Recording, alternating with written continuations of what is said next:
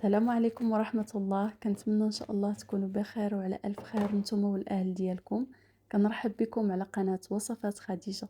بالنسبة للوصفة ديال اليوم غادي نقدم لكم دي ميني باغيت بطريقتي الخاصة، طريقة ناجحة وسهلة بدون محسنات، وكتحصلوا على دي ميني باغيت اللي كيكونوا حسن ملي كيتباعوا على برا، واهم حاجة كتكونوا موجدينهم في الدار مقرمشين من الخارج وطريين من الداخل. تبعوا معايا الفيديو الاخير باش تشوفوا معايا المكونات وطريقه التحضير. بالنسبه للعجين يمكن لكم تعجنوه بيديكم كيف يمكن لكم تعجنوه في العجانه. كنوضعوا واحد 400 غرام ديال الفرينه او الدقيق الابيض، كنضيف عليهم 100 غرام ديال الفينو هو هذا اللي ما كيعرفوش، هو السميد الناعم جدا.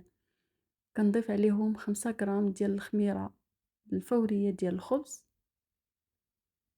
معلقه صغيره ديال السكر، نص معلقه صغيره ديال الملحه. غادي نديرو المكونات ديالنا يتعجنوا، كنبقاو كنضيفوا الماء اللي كيكون دافي بشكل تدريجي. الكميه ديال الماء هنا 350 غرام من الماء الدافئ. هنا الا كنتو غادي تعجنوا العجين بالعجانه كتخليوه لمده ديال 5 ديال الدقائق. عجنتو بيديكم كتبقاو كتعلكوه تقريبا واحد 10 ديال الدقائق. كتاخدوا اناء كتوضعوا فيه شويه ديال الزيت، كنحطوا العجين في الاناء وغادي ندهنوه بالزيت كنجمعوه. من بعد ما كنجمعوه غادي نغطيوه بالبلاستيك الغذائي ونخليوه يخمر. غادي نخليوه حتى كيخمر مزيان ويضاعف الحجم ديالو تقريبا من ساعه حتى لساعه ونص. المده ديال الاختمار كتبقى على حساب الجو، الا كان الجو سخون فغيختمر معكم بسرعه. اهم حاجه انكم تخليوه يخمر مزيان حتى يضاعف الحجم ديالو. من بعد ما كيخمر كيف ما كتلاحظوا، دابا غادي ناخذ غير واحد شويه ديال الزيت لان العجين ديالنا خفيف، باش ما يلصق لياش في اليد ديالي كنحاول انني ندهنو ونفرغ منه هذا الهواء هذا. كنعاود نجمع العجين، من بعد ما كنجمعو غادي نغطيه ونخليه يختمر للمره الثانيه حتى كيضاعف الحجم ديالو. هنا من بعد ما كيخمر لينا للمره الثانيه كيف ما كتلاحظوا غادي نفرغوا منه الهواء، وبالاستعانة بالدقيق غادي نوضع هكذا شوية ديال الدقيق فوق سطح العمل. كتحطوا العجين ديالكم وكتجمعوها. من بعد ما كتجمعوها دابا غادي ندوزو باش نقسموا العجينه على حساب الحجم اللي بغيتو نتوما. الا بغيتو هكذا دي ميني باغيت اللي يكونوا هكذا بحال اللي كيتباعوا على برا فكتديروا كميه اقل من الكميه اللي غادي ندير انا. هنا درتهم صغيورين تقريبا كل كره وزنتها تقريبا فيها ما بين 118 حتى ل 119 غرام.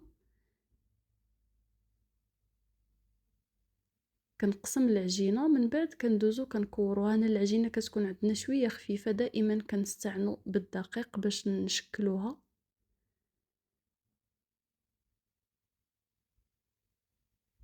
كيف ما كتلاحظوا العجينه قسمتها لسبعه ديال الكرات.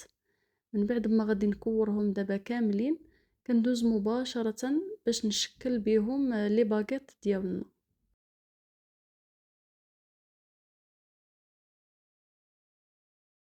كتاخدوا الكويره كتبسطوها غير واحد شويه على حساب الطول ديال لي باغيت اللي بغيتو. من بعد ما كنبسطها كندوز كنلويها على هاد الشكل هذا كيف ما هو موضح عندكم في الفيديو. من بعد كتجمعوا ليها هاد الجنيبات هادو.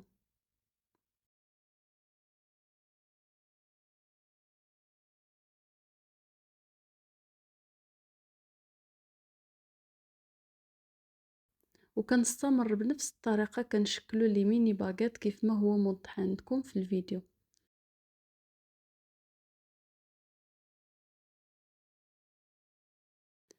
من بعد ما كنكملهم كاملين كنوضعهم في الطبسي اللي غادي يدخل الفران اللي سبق لينا فرشنا ليه هكذا ورق الطبخ. غادي نغطي لي ميني باغيت ونخليهم حتى كيخمروا تقريبا لمده ديال واحد 30 دقيقه.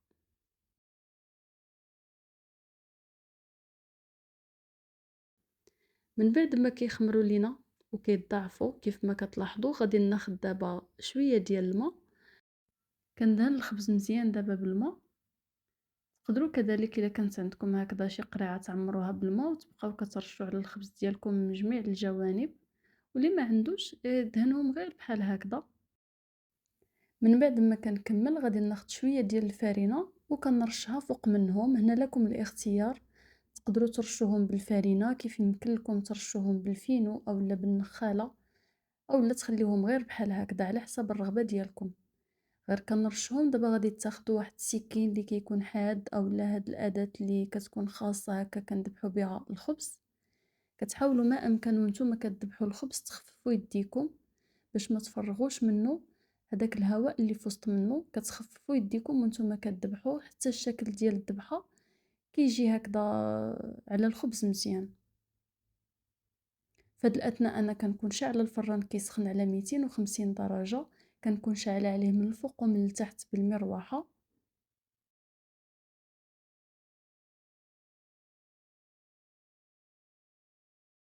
غير كنكملو كنوضعو الخبز ديالنا في الفران، وفي نفس الوقت كنكون عندي الماء سخون كنكبوه هكذا في اللاطه ديال الفران اولا في شي مول بحال هكذا، وكنوضعو من تحت الخبز. هاد الماء هذا داك البخار اللي كيطلق من بعد في الفران كيساعد الخبز باش كياخد هذيك الطبقه المقرمشه اللي كتكون على برا.